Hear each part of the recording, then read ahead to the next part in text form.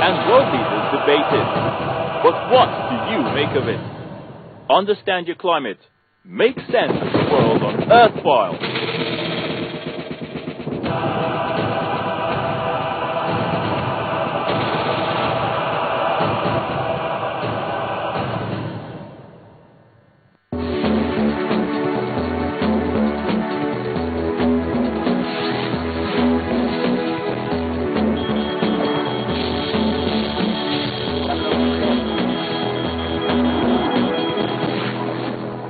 Welcome back to Newstrack. For all our top stories and other programs, you can go to our website at channelstv.com or youtube.com/channelsweb. And if you are on the go, visit m.channelstv.com to view us live on an iPad, iPhone or even BlackBerry. And you can also download the Channels TV app for the Android and Nokia 920 devices from their respective stores. The Lagos State Command of the Nigeria Security and Civil Defense Corps has arrested a suspected oil pipeline vandal with 2 buses loaded with 17 drums of premium motor spirit or PMS. A 35-year-old Ogwago Chukunonsu, who claimed to be a driver, was arrested in Ibeju along the Lekki-Ekpe Expressway following a tip-off. The suspect, together with a colleague who is now on the run, were believed to have been involved in vandalizing oil pipelines in Ibeju-Lekki local government area of Lagos State.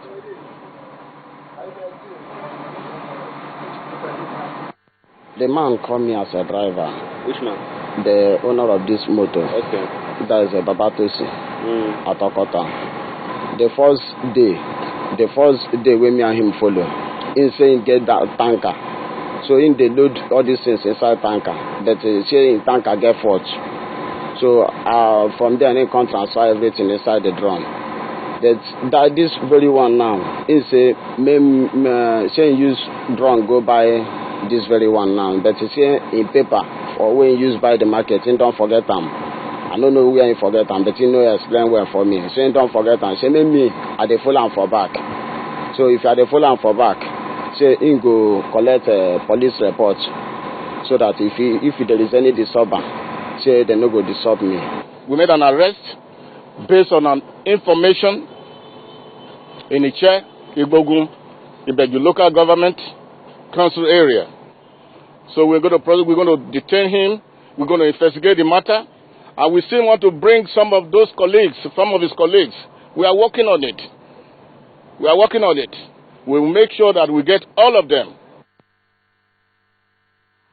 The Pan-African University has completed the process of changing its name. It's now to be known as Pan-Atlantic University.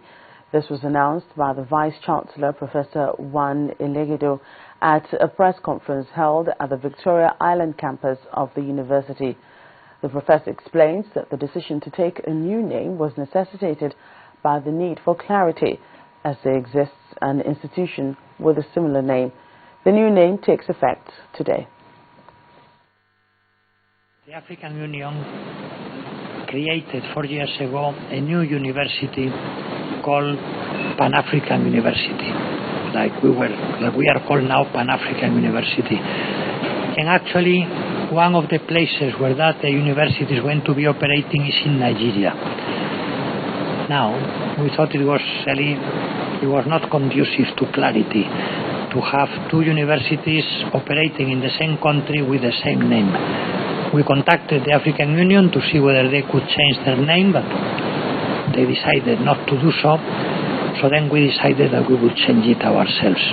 At the end of the day, it's not a question of name, it's the question of the quality of the programs you are offering and how comfortable people come from other countries or other continents to experience that brand of education. The plans that we had for new programs and new structure were plans that we had even when our name remained Pan-African University. So we will continue along with those lines that were planned. The new name has no effect at all on the planned courses that we have to offer.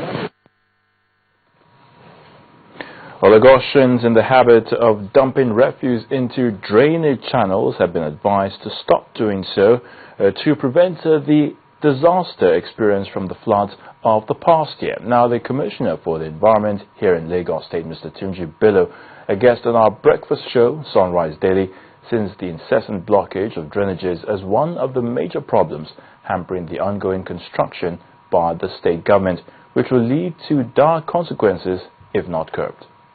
Network already. It's a network. And if the water leaves where we are living, it passes through, series of places and so on before getting to the discharge points, and then before moving towards the lagoon. Everything ends up in the lagoon anyway. Lagoon is the real drainage, but we have channels that will take the water from your premises and from your streets and so on, and then to the lagoon. We're still working on them. And in some areas, some drainages are still being constructed at the moment. Okay. But when it's raining, the normal thing is that the contractor knows what to do, and we monitor them so that they just, where you've blocked and so on, you release it so that you allow the water to go. Because when you dump this waste in the drain, and normally you think that the water will just go away, and suddenly it will just go and block somewhere and so on, and the water comes back to you, and then you start complaining and so on. And this is very, very important. And there are many of our people they need to know this, that they must realize that what you dump there and so on comes back to you. When we come back on News Track, we'll take a look at some business news. The Senate opposes the liquidation of Nitel. We also have stories from the world of sports. Stay with us. It opens with a gate of art. Moves into windows of creativity. She finds the only English word she knows from somewhere hidden in the belly of a 4'9" body, and instead of "I won't care," she greets us with "bye-bye." Branches into rooms of color.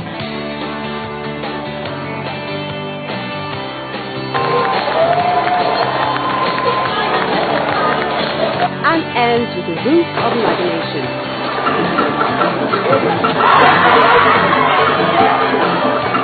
Walk into Art House. The pieces all come together at 9:30 p.m. every Saturday. Art House, life is art.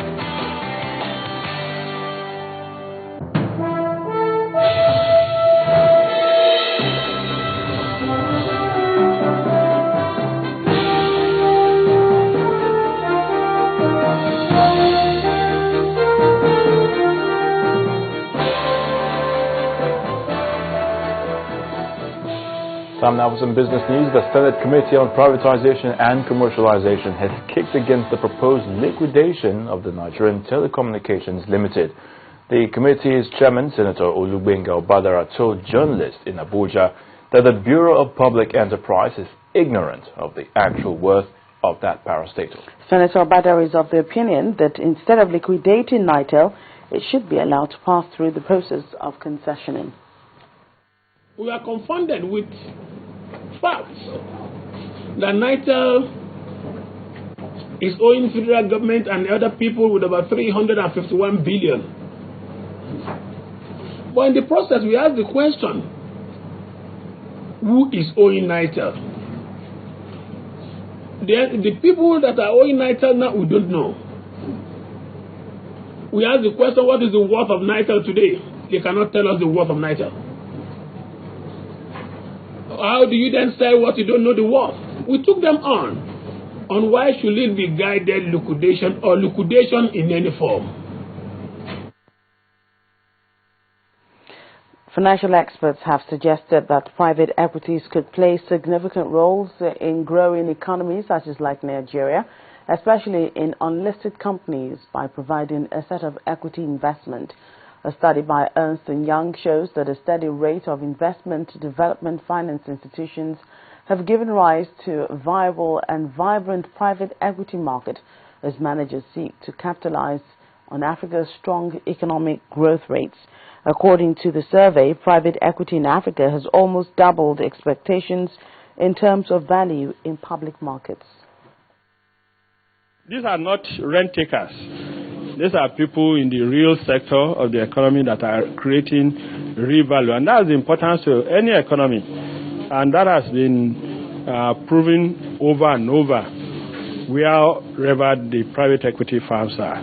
We said categorically that they will always take off from where the venture capitalists end. The venture capitalists, they take the idea from being a seed idea, they take it to being a tested commercial success.